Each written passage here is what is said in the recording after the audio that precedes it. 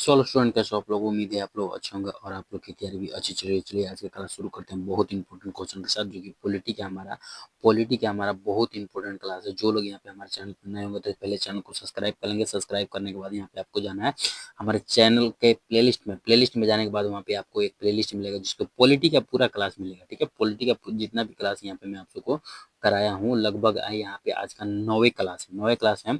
आपको प्लेलिस्ट में जाना है। प्लेलिस्ट में जाने के बाद वहाँ पे आपको देखना है प्लेलिस्ट में जो यहाँ पे मैं बता रहा हूँ, भारतीय राज्य व्यवस्था। ठीक है, भारतीय राज्य राज्य व्यवस्था का एक प्लेलिस्ट मिलेगा जिसमें कि आपको लगभग यहाँ पे 8 वीडियो देखने को मिलेगा। और आज का ये वीडियो जाएगा, ये इसमें 9 वीडियो हो जाएगा देखने को। तो 9 वीडियो देख लेना है आप। अगर वो आप सारे को यहाँ पे जाके 8 वीडियो यहाँ पे पूरा कंप्लीट देख लेते हैं तो आपका पॉलिटी का जितना क्वेश्चन यहाँ पे आता है, जो भी एग्जाम का तैयारी कर रहे हो, जितना क्वेश्चन यहाँ पे आपका पॉलिटी का आता है, तो यहाँ पे सारा के सारा कंप्लीट मैं आप सबको करा दिया हूँ।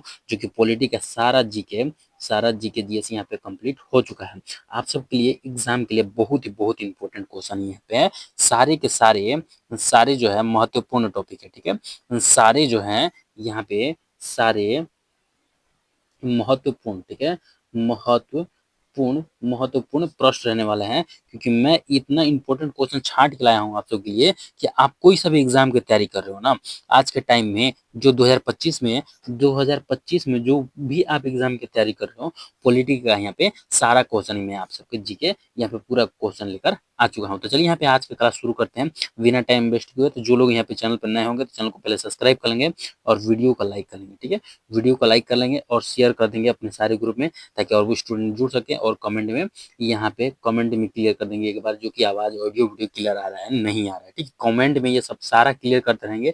और ये आप लोग को ध्यान देना होगा कि जैसे यहाँ पे मैं क्लास शुरू करता हूँ तो यहाँ पे वीडियो को लाइक और शेयर करने के लिए बोलता हूँ, बीच में कभी नहीं बोलता हूँ। ठीक है, ये आप लोग को ध्यान रखना होगा क्योंकि मैं बीच में डिस्टरबेंस नहीं चाहता हूँ किसी से। चलिए यहाँ पे क्लास को स्टार्ट करते हैं बहुत इंपॉर्टेंट क्वेश्चन के साथ। तो चलिए यहाँ पे हमारा क्वेश्चन में यहाँ पे हमारा आता है, फर्स्ट क्वेश्चन में यहाँ पे हमारा आता है, जैसे कि यहाँ पे पूछा जाता है कि भारतीय संविधान के किस अनुच्छेद के तहत धन विधेयक की परिभाषा दिया गया है। यहाँ पे पूछा गया है कि धन विधेयक का जो परिभाषा दिया गया है, विधेयक का परिभाषा जो दिया गया किस अनुच्छेद में दिया गया, ये पूछा गया। तो अनुच्छेद यहाँ पे दिया हुआ कि अनुच्छेद यहाँ पे 108 में या फिर अनुच्छेद 110 या फिर अनुच्छेद 111 या फिर अनुच्छेद 112 में। तो भारतीय संविधान के किस अनुच्छेद में धन विधेयक का परिभाषा दिया गया है, तो यहाँ पे हमारा राइट आंसर क्या हो जाएगा, राइट आंसर यहाँ पे हो जाएगा आर्टिकल जो है यहाँ पे हमारा 110 आर्टिकल में अनुच्छेद 110 में यहाँ पे धन विधेयक का परिभाषा दिया गया है। राइट आंसर यहाँ पे हमारा क्या हो जाएगा, राइट आंसर यहाँ पे इस जो कि बी राइट आंसर हो जाएगा। और इसी में आप सबको पूछ दिया जाएगा कि वित्त विधेयक, यहाँ पे वित्त विधेयक के परिभाषा किस में दिया हुआ है, वित्त विधेयक का परिभाषा किस में दिया हुआ, तो यहाँ पे हमारा हो जाएगा वित्त विधेयक का परिभाषा दिया हुआ 117वें अनुच्छेद में। ठीक है, चलिए यहाँ पे हमारा राइट आंसर क्या हो जाएगा, बी राइट आंसर हो जाएगा। नेक्स्ट अब यहाँ पे आते हैं दूसरे नंबर क्वेश्चन में यहाँ पे हमारा पूछा गया है कि सर्वोच्च न्यायालय के न्यायाधीशों की कितनी उम्र सीमा सेवानिवृत्त है। यहाँ पे पूछा गया कि न्यायाधीशों की, ठीक है, न्यायाधीश कि कितनी उम्र, ठीक है, कितने वर्ष उम्र सेवानिवृत्त है, मतलब कि कार्य कर सकता है, कितने उम्र तक कार्य कर सकता है, ये पूछा गया। तो यहाँ पे हमारा ऑप्शन में क्या दिया है, फर्स्ट ऑप्शन में दिया हुआ कि यहाँ पे 60 वर्ष या फिर हो जाएगा 62 वर्ष या फिर हो जाएगा 65 वर्ष या फिर 70 वर्ष। तो आप सबको पता होगा कि यहाँ पे राष्ट्रपति का सॉरी यहाँ पे पूछा है सर्वोच्च न्यायालय का ना, सर्वोच्च न्यायालय के न्यायाधीशों की उम्र सीमा कितनी होती है, तो यहाँ पे हो जाएगा 65 वर्ष का। यहाँ पे राइट आंसर क्या हो जाएगा, सी राइट आंसर हो जाएगा 65 वर्ष का उम्र सीमा जो कि उम्र होना चाहिए। ठीक है, चलिए नेक्स्ट अब यहाँ पे आते हैं तीसरे नंबर क्वेश्चन में यहाँ पे हमारा पूछा गया है कि भारत में नियंत्रक एवं महालेखा परीक्षा का कार्यकाल कितना है। यहाँ पे पूछा गया है कि नियंत्रक, ठीक है, नियंत्रक एवं महालेखा महालेखा परीक्षक का कार्यकाल, ठीक है, का कार्यकाल पूछा गया है, कार्यकाल कितना होता है ये पूछा गया। तो फर्स्ट ऑप्शन में हमारा क्या दिया हो, फर्स्ट ऑप्शन में दिया हो कि 6 वर्ष या फिर 65 वर्ष या फिर हो जाएगा 5 वर्ष या फिर 5 वर्ष या फिर 62 वर्ष या फिर हो जाएगा 6 वर्ष या फिर 66 वर्ष या फिर हो जाएगा 5 वर्ष या फिर 66 वर्ष। तो यहाँ पे महालेखा नियंत्रण महालेखा महालेख एवं परीक्षक, ठीक है। तो कार्यकाल पूछा है तो कितना हो जाएगा यहाँ पे हमारा राइट आंसर, नियंत्रक और महालेख का कार्यकाल जो हो जाएगा यहाँ पे हमारा राइट आंसर हो जाएगा 6 वर्ष, ठीक है। 6 वर्ष या फिर 65 वर्ष, दोनों में से जो भी पहले हो जाए उतना कार्यकाल करे चलेगा। यहाँ पे हमारा राइट आंसर हो जाएगा नियंत्रण और महालेखा के कार्यकाल कितना है, 6 वर्ष तक, या फिर हो जाएगा यहाँ पे 65 वर्ष की उम्र उम्र तक, ठीक है। चलिए नेक्स्ट अब यहाँ पे चलते हैं चौथे नंबर क्वेश्चन में। चौथे नंबर क्वेश्चन में यहाँ पे हमारा आता है कि राज्यसभा में सर्वाधिक सर्वप्रथम विपक्ष दल का नेता किसे चुना गया। यहाँ पे पूछा गया है कि राज्यसभा में सर्वप्रथम विपक्ष का, ठीक है, विपक्षी दल का नेता किसे चुना गया था। यहाँ पूछा गया है कि विपक्षी दल का नेता जो है किसे चुना गया है, ठीक है। फर्स्ट ऑप्शन में दिया हुआ है कि कमलापति जो कि त्रिपाठी का, या फिर हो जाएगा रामकृष्ण हेगड़े, या फिर हो जाएगा कि राम शुभंग जो कि सुभग सिंह, या फिर हो जाएगा यहाँ पे नीलम राजीव रेड्डी को। किसको जो है सर्वप्रथम विपक्षी दल का नेता चुना गया था, ये पूछा गया है। तो यहाँ पे हमारा राइट आंसर क्या हो जाएगा, विपक्षी दल का नेता बनने वाला पहला कौन आदमी था, मतलब सर्वप्रथम विपक्षी दल का नेता किसे बनाया गया, राज्यसभा का। तो यहाँ पे हमारा राइट आंसर क्या हो जाएगा, राइट आंसर यहाँ पे हो जाएगा कि कमलापति त्रिपाठी, ठीक है। कमलापति त्रिपाठी को यहाँ पे विपक्षी दल का नेता बनाया गया था। राइट आंसर यहाँ पे हमारा क्या हो जाएगा, राइट आंसर ये राइट आंसर हो जाएगा। नेक्स्ट अब यहाँ पे चलते हैं पांचवें नंबर क्वेश्चन में। पांचवें नंबर क्वेश्चन में यहाँ पे हमारा आता है कि यहाँ पे लोकसभा में सर्वप्रथम विपक्षी दल का नेता किसा। वहां पे राज्यसभा पूछा गया और यहाँ पे पूछा गया कि लोकसभा में प्रथम प्रथम विपक्षी दल, ठीक है, विपक्षी दल का नेता, ठीक है, विपक्षी दल का नेता किसे चुना गया, ठीक है।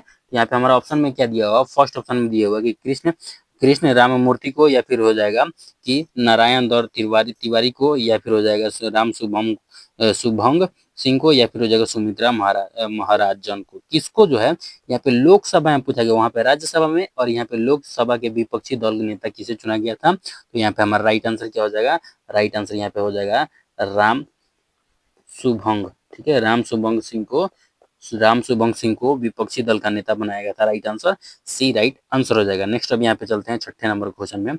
छठे नंबर क्वेश्चन में यहाँ पे हमारा पूछा गया है, ये देखिए आज का जो क्लास है ना बहुत इंपॉर्टेंट है, इसलिए आप सबको ये स्टार लगा के नोट कर लेना, बहुत इंपॉर्टेंट क्लास है पॉलिटी के लिए, ठीक है। पॉलिटी के लिए बहुत ही इंपॉर्टेंट क्वेश्चन है आप सबके लिए, मैं बता दे रहा हूँ। चलिए यहाँ पे हमारा आ गया है कि उच्च न्यायालय के न्यायाधीशों की कितनी उम्र सीमा यहाँ पे उच्च न्यायालय, वहां पे सर्वोच्च न्यायालय, यहाँ पे उच्च न्यायालय के पूछा गया है कि सर्वोच्च न्यायालय नहीं, यहाँ पे उच्च न्यायालय, ठीक है, उच्च न्यायालय की न्यायाधीशों की, ठीक है, न्यायाधीशों की कितनी उम्र सीमा सेवानिवृत्त है, ठीक है, उम्र सीमा जो है सेवा निर्वित है, ये पूछा गया। फर्स्ट ऑप्शन है 62 या 60 या फिर 65 या फिर 70। तो यहाँ पे हमारा राइट आंसर क्या हो जाएगा, राइट आंसर यहाँ पे हमारा हो जाएगा 62 वर्ष हो जाएगा, ठीक है, 62 वर्ष। यहाँ पे उच्च न्यायालय के जो है न्यायाधीशों की उम्र सीमा कितने हैं, 62 वर्ष। और यहाँ पे उच्चतम न्यायालय सर्वोच्च न्यायालय के पूछ देगा कि सर्वोच्च न्यायालय के मुख्य न्यायाधीशों की उम्र सीमा कितनी है, तो वहां पे आप हो जाएगा 65 वर्ष, ठीक है। चलिए यहाँ पे राइट आंसर ये हो जाएगा। अब नेक्स्ट अब यहाँ पे आते हैं सातवें नंबर में। सातवें नंबर में यहाँ पे पूछा गया कि पटना उच्च न्यायालय की स्थापना कब किया गया था। यहाँ पे पूछा गया कि पटना उच्च न्यायालय की स्थापना जो पूछा गया है कि स्थापना कब हुआ था, ये पूछा गया।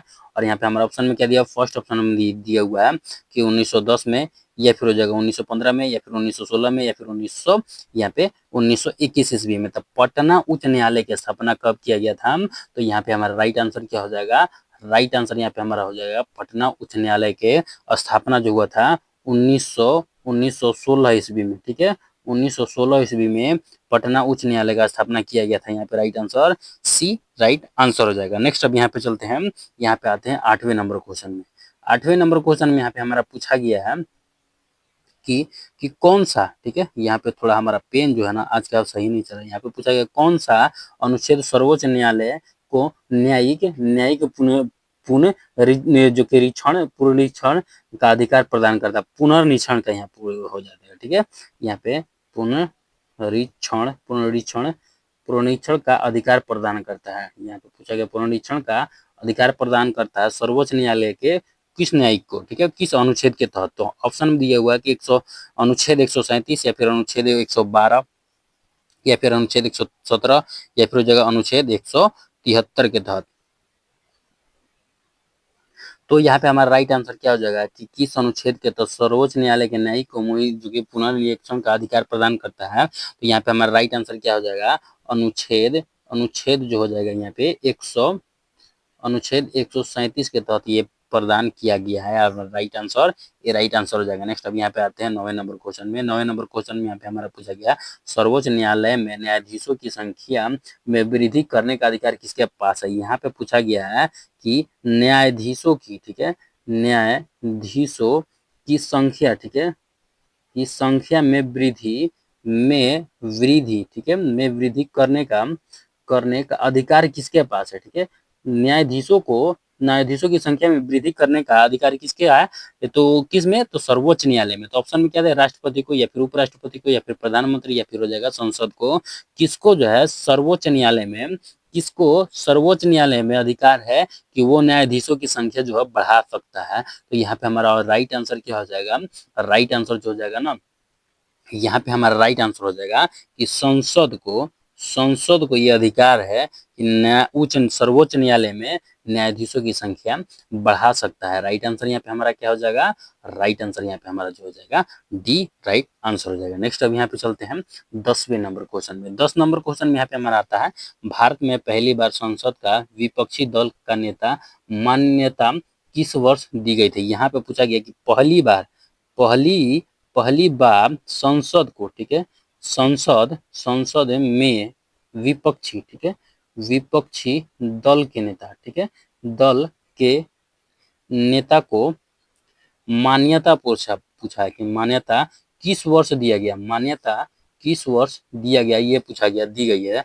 फर्स्ट ऑप्शन दिया 1965 में या फिर 1962 में या फिर 1969 में या फिर 1975 में। तो यहाँ पे हमारा राइट आंसर क्या हो जाएगा कि पहली बार संसद में विपक्षी नेता को मान्यता कब दिया गया था। तो यहाँ पे हमारा राइट आंसर क्या हो जाएगा, राइट आंसर यहाँ पे हमारा हो जाएगा कि 1969 ईस्वी में मान्यता दिया गया, संसद के विपक्षी दल के नेता को मान्यता दिया गया, ठीक है। राइट आंसर सी हो जाएगा। नेक्स्ट अब यहाँ पे आते हैं 11 नंबर क्वेश्चन में। 11 नंबर क्वेश्चन में यहाँ पे हमारा पूछा गया है कि विधानमंडल का उच्च सदन कौन है।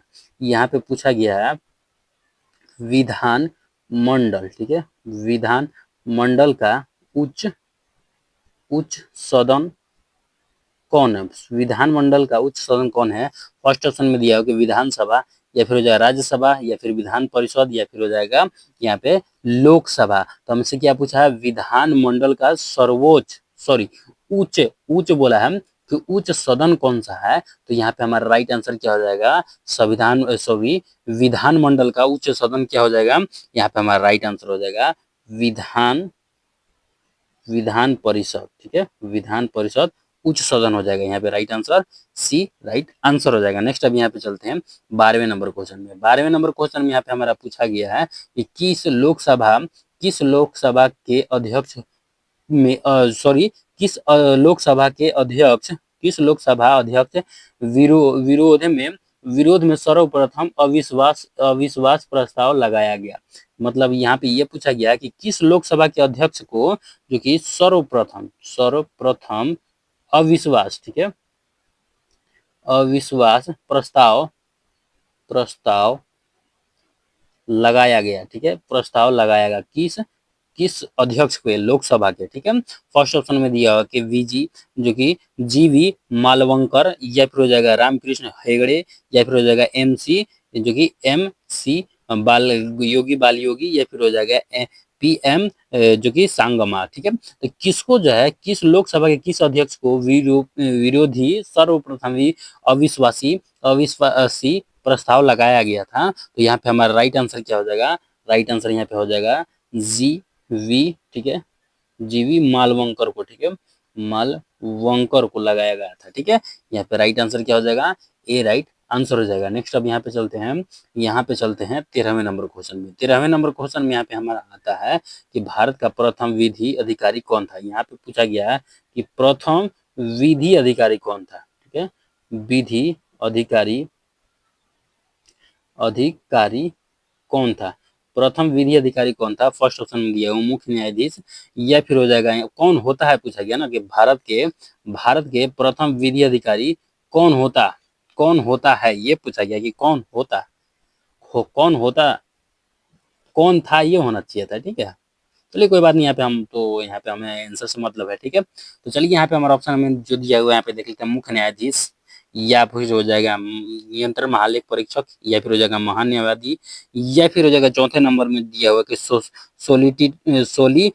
Solicitor general of India. कौन थे यहाँ पे भारत के प्रथम विधि अधिकारी कौन थे, तो यहाँ पे हमारा राइट आंसर क्या हो जाएगा, भारत के प्रथम जो कि विधि अधिकारी कौन था। यहाँ पे हमारा राइट आंसर क्या हो जाएगा, राइट आंसर यहाँ पे हो जाएगा न्यायवादी होते हैं। ठीक है, राइट आंसर यहाँ पे क्या हो जाएगा, right answer D C right answer हो जाएगा। ठीक है, नेक्स्ट अब यहाँ पे आते हैं 14 नंबर में। 14 नंबर में यहाँ पे हमारा था धन विधेयक सर्वप्रथम पेश किया था, किसने पेश किया था। यहाँ पे पूछा गया है कि धन विधेयक, ठीक है, विधेयक विधेयक सर्वप्रथम किसने पेश किया। ठीक है, किसने पेश किया, फर्स्ट ऑप्शन में दिया गया है कि राज्यसभा में, या फिर हो जाएगा लोकसभा में, या फिर हो जाएगा किसी भी सदन में, या फिर हो जाएगा कि यहाँ पे कोई भी, इनमें से कोई नहीं। तो यहाँ पे हमारा राइट आंसर क्या हो जाएगा कि धन विधेयक सर्वप्रथम पेश किया, किसने पेश किया, तो यहाँ पे हमारा राइट आंसर क्या हो जाएगा, यहाँ पे राइट आंसर क्या हो जाएगा, राइट आंसर यहाँ पे हो जाएगा लोकसभा में पेश किया। ठीक है, सर्वप्रथम धन विधेयक कहाँ पेश किया गया था, तो यहाँ पे लोकसभा में पेश किया गया था। राइट आंसर क्या हो जाएगा, राइट आंसर यहाँ पे हमारा बी राइट आंसर हो जाएगा। नेक्स्ट अब यहाँ पे चलते हैं, यहाँ पे हम आते हैं 15वें नंबर क्वेश्चन में। 15वें नंबर क्वेश्चन में यहाँ पे हमारा आता है कि कोई विधेयक धन विधेयक है या नहीं है, इसका अंतिम निर्णय कौन करता है। यहाँ पे पूछा गया कि कोई भी विधेयक धन विधेयक है या नहीं इसका अंतिम, ठीक है, इसका अंतिम निर्णय कौन करता है। ठीक है, अंतिम निर्णय कौन करता है कि कोई विधेयक धन विधेयक है या नहीं है। तो यहाँ पे ऑप्शन में क्या दिया हुआ, फर्स्ट ऑप्शन में दिया हुआ है कि लोकसभा के उपाध्यक्ष, या फिर लोकसभा के अध्यक्ष, या फिर हो जाएगा राष्ट्रपति, या फिर हो जाएगा वित्त मंत्री। तो यहाँ पे हमसे पूछा गया ये चीज कि कौन ये तय करता है कि कोई ये विधेयक जो है ये धन विधेयक है या नहीं है, ये कौन तय करता है। तो यहाँ पे हमारा राइट आंसर क्या हो जाएगा, राइट आंसर यहाँ पे हमारा हो जाएगा कि लोकसभा के अध्यक्ष ये निर्णय करते हैं। ठीक है, ये निर्णय करते हैं कि ये विधेयक जो है धन विधेयक है या नहीं है। राइट आंसर यहाँ पे हमारा बी हो जाएगा। नेक्स्ट अब यहाँ पे चलते हैं 16 नंबर क्वेश्चन में। 16 नंबर क्वेश्चन में यहाँ पे हमारा आता है कि धन विधेयक को राज्यसभा में आप जो कि यहाँ पे पूछा गया, धन विधेयक को राज्यसभा अपने पास अधिकतम कितने समय तक रोक सकती है। यहाँ पे ये पूछा गया है कि धन विधेयक, ठीक है, धन विधेयक को राज्यसभा अपने पास, ठीक है, अपने अपने पास अधिकतम कितने समय तक, ठीक है, कितने समय तक रोक सकता है। फर्स्ट ऑप्शन में 6 महीने तक, या फिर हो जाएगा 3 महीने तक, या फिर 2 महीने, या फिर हो जाएगा 14 दिन तक। तो यहाँ पे हमारा राइट आंसर क्या हो जाएगा कि कोई विधेयक जो धन विधेयक राज्यसभा अपने अधिकतम कितने समय तक रख सकता है, ये पूछा गया, अपने पास कितने समय तक रख सकता है। तो यहाँ पे हमारा राइट आंसर क्या हो जाएगा, अधिकतम जो है 14 दिन तक रह सकता है। यहाँ पे राइट आंसर अपने पास कितने दिन तक रखेगा, 14 दिन तक। राइट आंसर यहाँ पे हमारा क्या हो जाएगा, डी राइट आंसर हो जाएगा। नेक्स्ट अब यहाँ पे चलते हैं 17 नंबर क्वेश्चन में। 17 नंबर क्वेश्चन में यहाँ पे हमारा पूछा गया है कि भारतीय राज्य की प्रथम भारतीय राज्य की प्रथम राज्यपाल कौन थी? यहाँ पे पूछा गया है कि राज्य की राज्यपाल प्रथम प्रथम राज्य सॉरी महिला प्रथम महिला महिला राज्यपाल, ठीक है, राज्यपाल राज्य की, ठीक है, राज्य की कौन थी? यहाँ पे हमारा ऑप्शन में क्या देगा? फर्स्ट ऑप्शन में सरोजिनी नायडू, या फिर हो जाएगा सुचेता कृपलानी, या फिर हो जाएगा कि अमृता कौर, या फिर हो जाएगा कि सीता साहू। तो यहाँ पे ये पूछा गया है कि राज्य के राज्यपाल बनने वाली पहली महिला कौन थी और ये किस राज्य की बनी थी? तो ये थी उत्तर प्रदेश के, ठीक है, उत्तर प्रदेश यानी कि यूपी के थी, ठीक है। और वो कौन थी? तो यहाँ पे हमारा राइट आंसर क्या हो जाएगा? राइट आंसर यहाँ पे हमारा हो जाएगा श्रीमती सरोजनी नायडू, ठीक है। यहाँ पे श्रीमती या फिर सिर्फ हमारा जो हो जाएगा सरोजनी नायडू, ठीक है, सरोजनी नायडू कहाँ के? तो ये बनी थी यूपी के, ठीक है। यहाँ पे राइट आंसर ये राइट आंसर हो जाएगा। नेक्स्ट अब यहाँ पे चलते हैं। नेक्स्ट अब यहाँ पे आते हैं 18 नंबर क्वेश्चन में। 18 नंबर क्वेश्चन में यहाँ पे हमारा पूछा गया भारत में महान्यायवादी का नियुक्ति राष्ट्रपति किस अनुच्छेद के तहत करते हैं? यहाँ पे पूछा गया है कि महान्यायवादी, ठीक है, महान्यायवादी की नियुक्ति कौन करता है? तो राष्ट्रपति करते हैं। और यहाँ पे पूछा गया है कि किस अनुच्छेद के तहत करते हैं, ठीक है, अनुच्छेद के तहत किस अनुच्छेद के तहत करते हैं? फर्स्ट ऑप्शन दिया हुआ अनुच्छेद 68 के तहत, या फिर अनुच्छेद 76, या फिर अनुच्छेद 105, या फिर अनुच्छेद 111 के तहत। तो यहाँ पे महान्यायवादी पूछा गया है कि महान्यायवादी की नियुक्ति जो राष्ट्रपति करते हैं वो किस अनुच्छेद के तहत करते हैं? तो यहाँ पे हमारा राइट आंसर क्या हो जाएगा? राइट आंसर यहाँ पे हमारा हो जाएगा अनुच्छेद अनुच्छेद 76 के तहत करते हैं। राइट आंसर यहाँ पे क्या हो जाएगा? बी राइट आंसर हो जाएगा। अनुच्छेद 76 के तहत राष्ट्रपति जो होते हैं महान्यायवादी की नियुक्ति करते हैं। राइट आंसर यहाँ पे हमारा क्या हो जाएगा? राइट आंसर यहाँ पे हमारा बी हो जाएगा। नेक्स्ट अब यहाँ पे आते हैं 19 नंबर क्वेश्चन में। 19 नंबर क्वेश्चन में यहाँ पे हमारा पूछा गया है कि जनहित याचिका कहाँ प्रस्तुत की जाती है? यहाँ पे पूछा गया है कि जनहित याचिका, ठीक है, याचिका कहाँ प्रस्तुत किया जाता है? प्रस्तुत किया जाता है। जनहित याचिका कहाँ प्रस्तुत किया जाता है? तो यहाँ पे हमारा ऑप्शन में किया सर्वोच्च न्यायालय में, या फिर हो जाएगा उच्च न्यायालय में, या फिर हो जाएगा निचली अदालत में, या फिर ए और बी दोनों में। तो यहाँ पे हमारा राइट आंसर क्या हो जाएगा कि जनहित याचिका कहाँ पे प्रस्तुत किया, कहाँ पे हम याचिका लगा सकते हैं जनहित याचिका? तो यहाँ पे हमारा राइट आंसर क्या हो जाएगा कि जनहित याचिका कहाँ पे प्रस्तुत कर सकते हैं? तो यहाँ पे हमारा राइट आंसर क्या हो जाएगा? राइट आंसर यहाँ पे हमारा सर्वोच्च न्यायालय में भी और उच्च न्यायालय में भी, दोनों में यहाँ पे याचिका सर्वोच्च न्यायालय में जो कि जनहित याचिका लगा प्रस्तुत कर सकते हैं। तो यहाँ पे राइट आंसर क्या हो जाएगा? डी राइट आंसर हो जाएगा। नेक्स्ट अब यहाँ पे आते हैं 20 नंबर क्वेश्चन में। 20 नंबर क्वेश्चन में यहाँ पे पूछा गया है कि राज्य सरकार का प्रथम विधि अधिकारी होता है कौन होता है? यहाँ पे पूछा गया है कि राज्य सरकार का प्रथम प्रथम विधि अधिकारी कौन होता है? विधि अधिकारी होता है कौन होता है? फर्स्ट ऑप्शन में कि महान्यायवादी होता है, या फिर अधिवक्ता होता है महाधिवक्ता, या फिर हो जाएगा नियंत्रण एवं महालेखक परीक्षक होता है, या फिर उच्च न्यायालय होता है। तो यहाँ पे क्या पूछा है कि राज्य सरकार का प्रथम विधि अधिकारी कौन होता है? तो यहाँ पे हमारा राइट आंसर क्या हो जाएगा? राज्यसभा का प्रथम विधि अधिकारी जो होता है, यहाँ पे हमारा राइट आंसर हो जाएगा महाधिवक्ता होता है, ठीक है। राइट आंसर क्या हो जाएगा? महाधिवक्ता, ठीक है, महाधिवक्ता होता है प्रथम अधिकारी, यहाँ पे विधि अधिकारी होता है। राइट आंसर भी हो जाएगा। तो चलिए स्टूडेंट, यहाँ पे मैं जो है आप सबको पॉलिटी का बहुत इंपॉर्टेंट यहाँ पे 20 क्वेश्चन 20 प्रश्न 20-20 करके यहाँ पे मैं लगभग आप सबके लिए यहाँ पे 8 सेट करा दिया हूँ, 8 क्लास करा दिया हूँ।